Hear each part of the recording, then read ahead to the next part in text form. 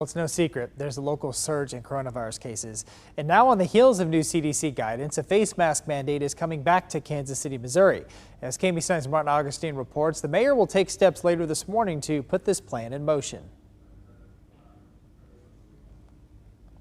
And meanwhile, we know that the CDC's recommendation for indoor masking applies to places with what health experts call substantial or high community transmission of the virus. Well, those spots are color-coded orange and red on a CDC map. So it's pretty much the entire state of Missouri, just to let you know. And then it's also a large part of Kansas on this map. Well, doctors with the University of Kansas Health System hope that the change in guidance does not curb interest in vaccines.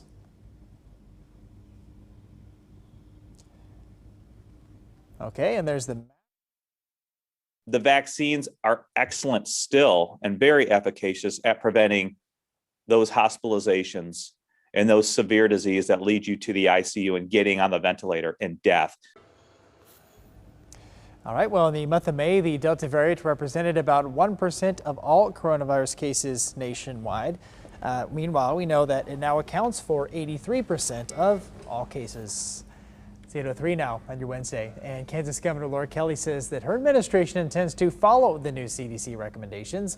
In a statement, the governor says, quote, "Right now, Kansas is at a crossroads. The new Delta variant has caused COVID-19 to surge in our communities, and some of our hospitals are moving towards capacity."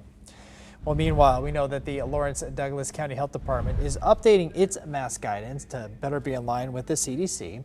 The county strongly recommends everyone 2 and up wear a mask in indoor public spaces as coronavirus cases and hospitalizations rise.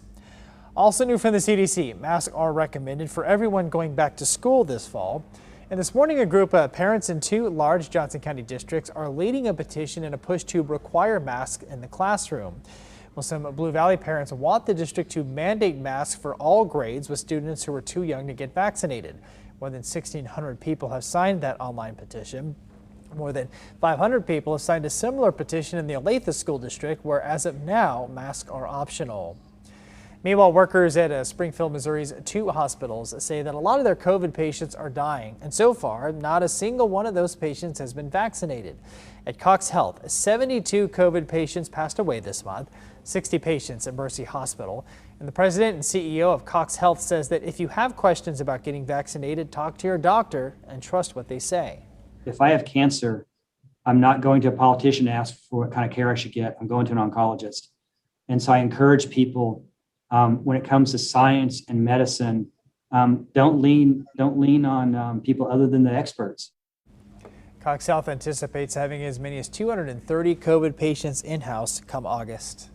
8:05 now. Got some new numbers from Tokyo showing the virus has a huge hold on the city.